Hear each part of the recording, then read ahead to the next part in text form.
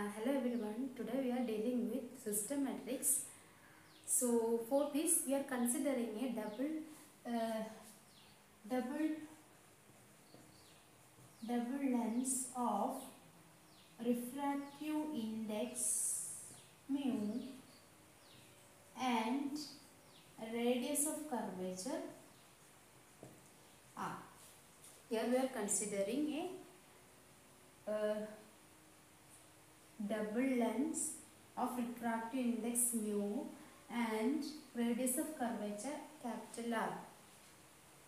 So, what is a system matrix? System matrix is the product of translation matrix,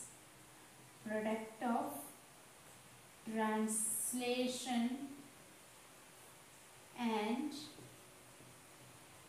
refraction matrix.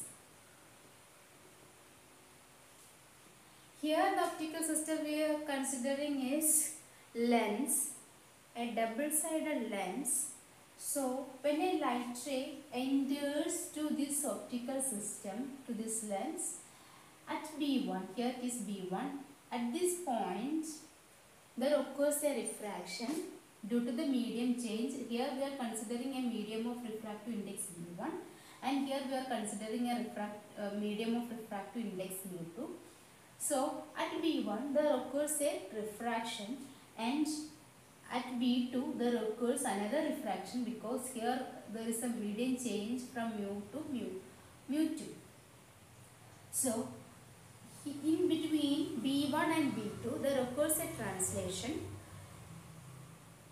So in this optical system there occurs two refraction in both the ends and one translation in between the curved surfaces. So here this is the optic axis of this lens or this optical system, and we have two parameters to represent a ray. We can describe a ray with its position and its angle with respect to the optic axis. So at B1 there occurs a refraction. So at B1 the light ray just touches this point. So before refraction, let us take alpha 1 and x1 be the coordinates before refraction, and after refraction the coordinate changes to let us take it as alpha 1 dash x1 dash. After a refraction the coordinates changes to alpha 1 dash x1 dash, where alpha 1 dash is the angle of inclination with respect to the z axis. Z axis means the optic axis, and x1 is the position of the light ray with respect to the z axis. So here the position is denoted as x1. So x1 alpha 1 will represent will describe the light ray at B1 before refraction, and after refraction the angle and the position changes to alpha 1 dash and x1 dash. This is alpha 1 dash. This is the angle of refraction, alpha 1 dash, and this is the position here. At this point there occurs the incidence and refraction. So x1 must be equal to x1 dash. After a refraction, therefore after a refraction there occurs after the refraction the coordinates changed to alpha 1 dash x1 dash. So let us write the refraction matrix. Here it is as R1. So here there occurs a refraction, and the refraction can be explained by a refraction matrix. We already studied what is refraction matrix. So and after refraction From V1 to V2, there occurs a translation. So the coordinate again changed due to this translation. The coordinate will again change due to this translation. So let us take the coordinates at V2 before, just after the translation, or at the translation. The translated ray can be expressed in terms of or by the coordinates x2 and alpha 2. So the coordinate after a translation changed to alpha 2 and x2. So here the translation matrix is represented using this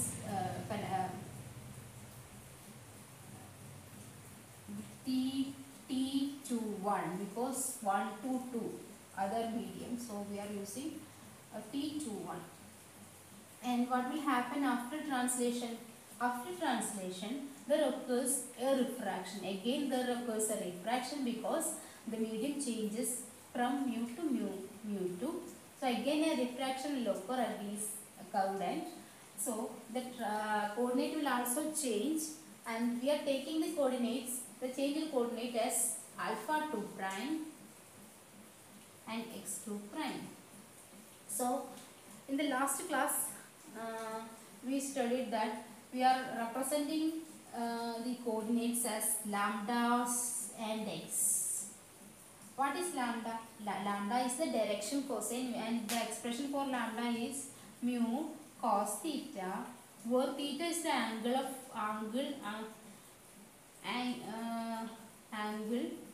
this angle, that is the ray with respect to perpendicular direction of the z-axis. This is the angle. So we can write lambda is equal to mu sin alpha in terms of sine angles. We can write this is sin alpha, and we are considering in matrix methods, we are considering paraxial rays only. So the paraxial rays will make small angles with respect to the z-axis. So we can write mu sin alpha is equal to mu alpha, because alpha is very small.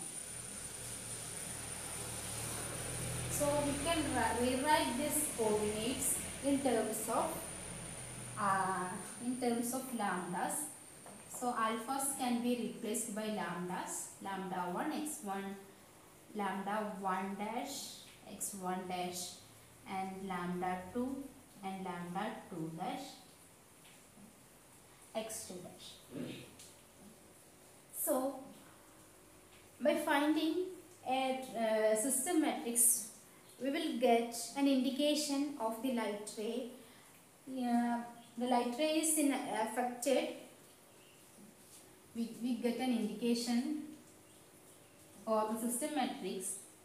The system matrix indicates how a light ray is affected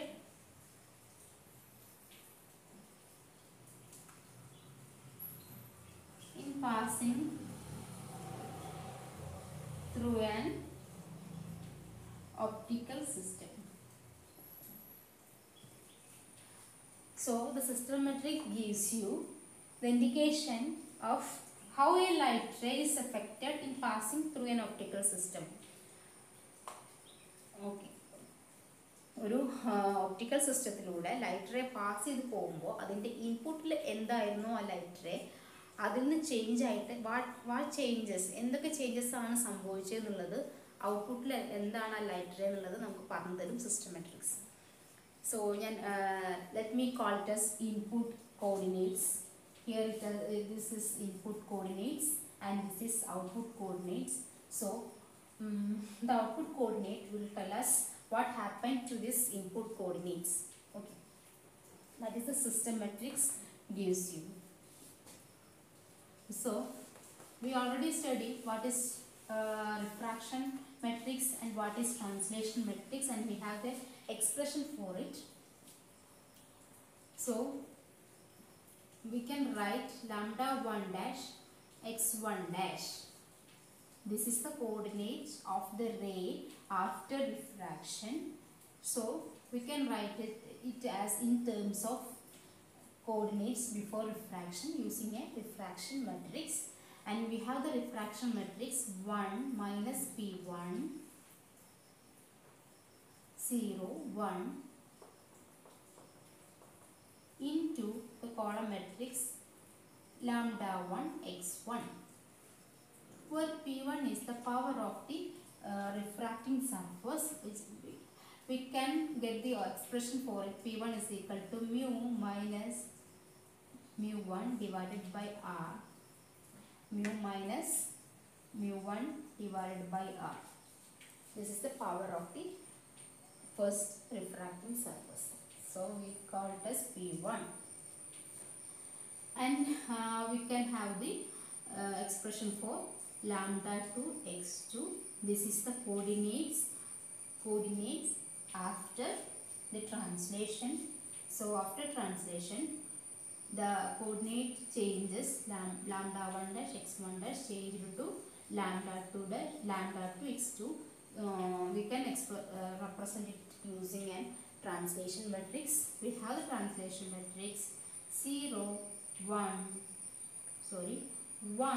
0 d by mu 1 into lambda 1 dash x1 dash. This lambda 1 dash x1 dash changed to lambda 2 x2 through a translation T21. Here it is R1. And we have this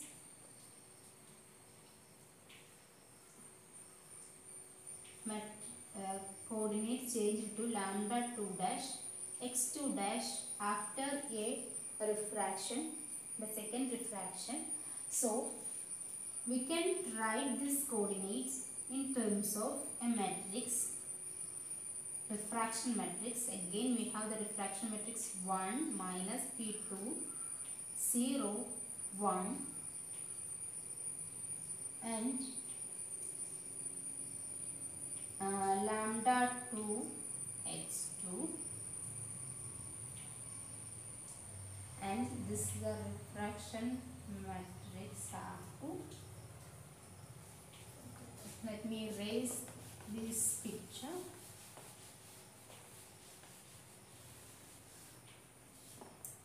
So look at this matrix equation. We have a column matrix here lambda 2 x2, and we have an expression for lambda 2 x2 in terms of a matrix here. Okay. So we can write this equation, last equation, lambda 2 prime x2 prime is equal to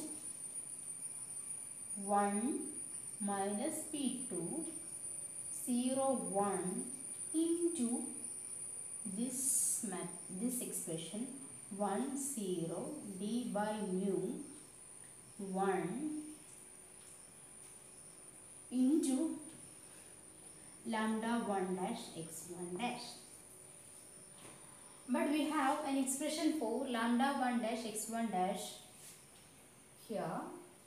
Lambda 1 dash x1 dash is equal to a refraction matrix into this column matrix. So we can rewrite this equation as lambda 2 dash x2 dash is equal to 1 minus p2 0 1 into 1 0 d by mu 1 into 1 minus p1 0 1 p into lambda 1 x.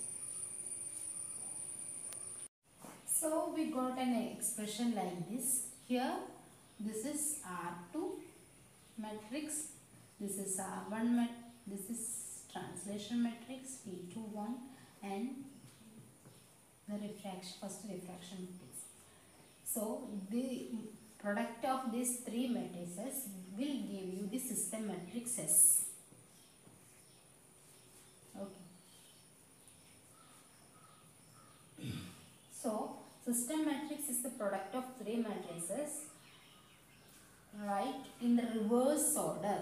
R2 to last process 5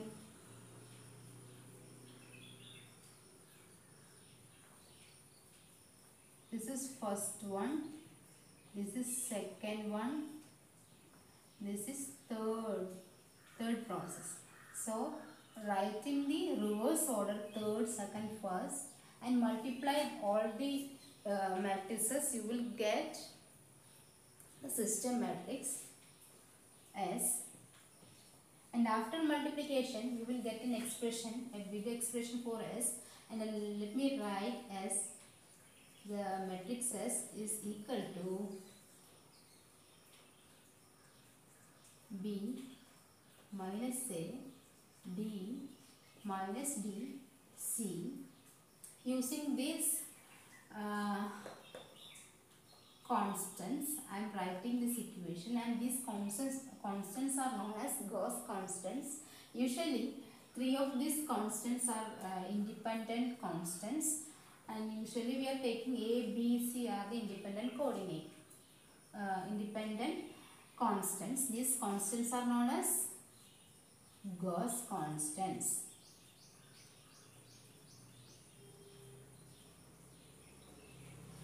Okay, and we have the expression for A is equal to P1 plus P2 minus P1 P2 d by mu, and B is equal to 1 minus P1 d by mu, and C is equal to 1 minus P2 d by mu, and D is equal to minus B is equal to 1 minus P2 d by mu, and C is equal to 1 minus P1 d by mu. After the matrix multiplication, you will get this expression, and where P1, P2 are the